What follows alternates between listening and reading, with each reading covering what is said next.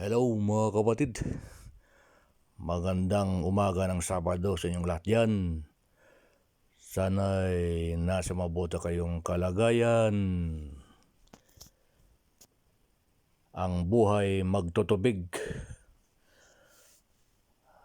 Ayan, kasalukuyang nagpipick up si Jomar ng galon mga kapatid.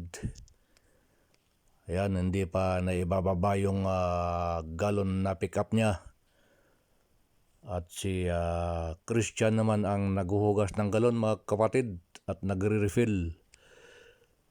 Ayan, kasalukuyang naghuhugas ng galon si Christian. Ayan, si Christian masipag maghugas ng galon.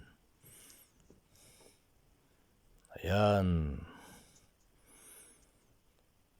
hinuhugasan ni Christian ng gusto ang galon para malinis tignan. Ayan.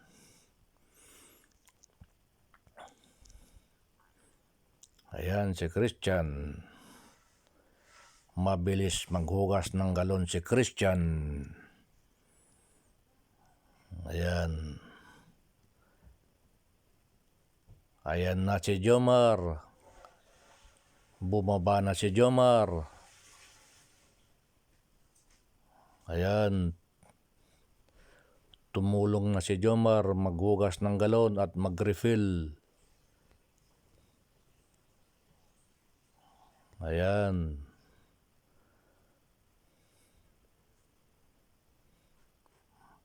Mabilis na maghugas si Christian ng galon. Ayan, lumabas na si Mabel. Sabi ng Mabel, bilisan nyo dyan. At tumawag na yung mga customer. Nag-aantay na raw ng tubig. Ayan. Kaya mabilis na si Christian maghugas ng galon. At tumulong na rin si Jomar. Ayan. Ayan na, tumulong na si Jomar mag-refill ng tubig. At si Christian tagahugas naman ng galon. Ayan.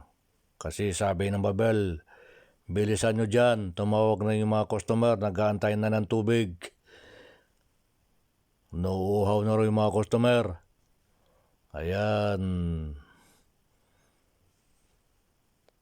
Ayan.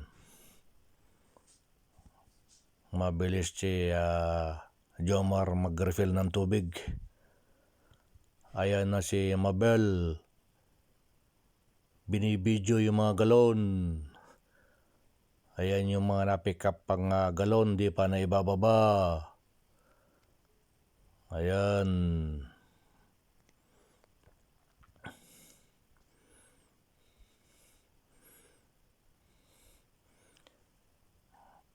Ayan. Ayan, marami na silang na-refill. At si Mabel, binibilang niya yung galon. At sinusulat niya.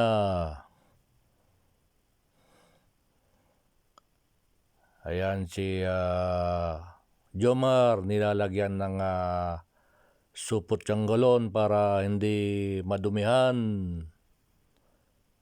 Ayan. Pero magastos din yung plastic na yan. Mahal din yan. Kaya lang kailangan lagyan ng supot ang galon para hindi madumihan mga kapatid. Ayan na, binababa na ni Jomar yung mga na-pick up niyang galon. Ayan, masipag si Jomar mag-pick up din ng galon. At si Christian, masipag din mag-refill ng tubig, maghugas ng galon. Ayan.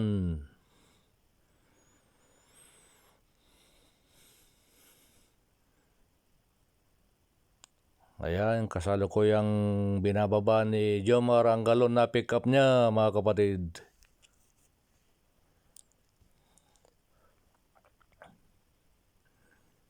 Ayan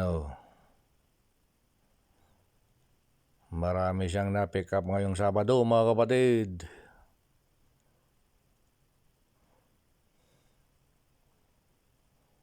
Ayan si Mabel. Binibilang niya yung mga galon kung ilang galon. Ayan, marami na silang na-refill mga kapatid. Kasi tumawag na raw yung mga customer. Nag-aantay na ng tubig. Ayan. Ayan, tinitignan ni Mabel kung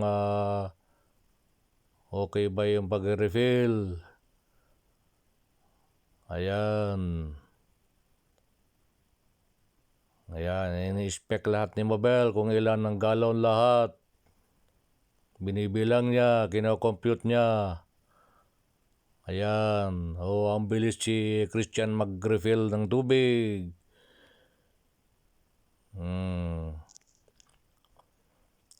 Ayan, sinusulat ni Mabel kung ilan galon.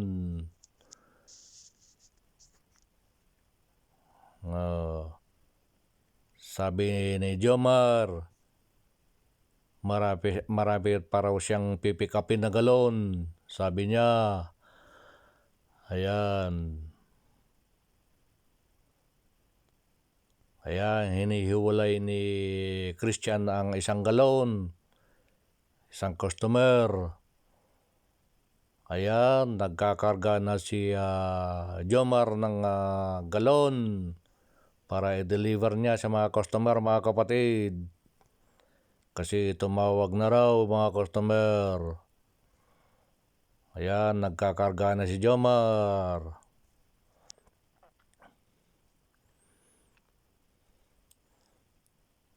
Ayan.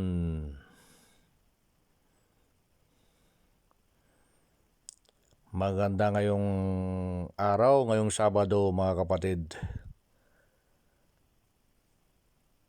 Maaraw ngayong Sabado mga kapatid. Ayan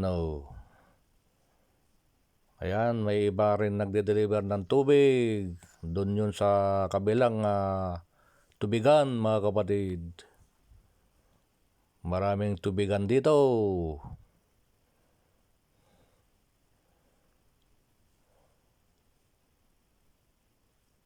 Ayan.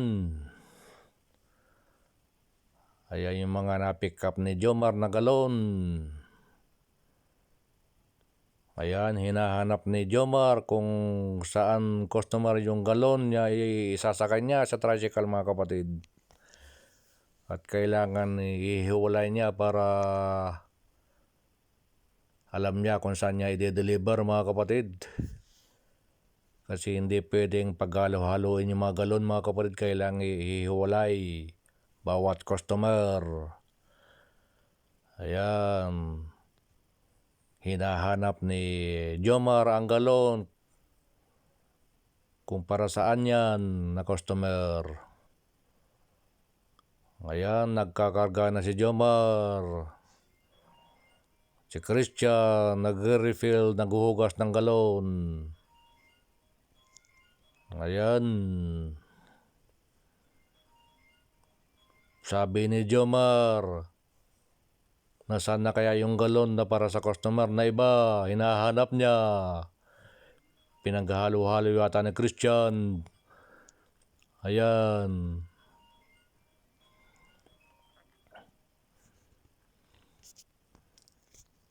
Si Christian, tutulong na yata si Christian din magkakarga ng galon. Sabi ni Jomar, Christian, tulungan mo ako magkarga ng galon. Ayan, kaya tumulong si Christian. Ayan. Si Mabel naman, tagasulat ng galon. Kung ilang galon na pick up at na refill at na-deliver. Ayan, magde-deliver na sila mga kapatid. Ayan. At tumawag na raw yung mga customer. Kailangan na raw i-deliver ang tubig at wala na raw silang tubig. Ayan, magde-deliver na sila mga kapatid. Ayan. Okay mga kapatid, hanggang dito na lamang ang aking video. Thank you for watching. Bye-bye.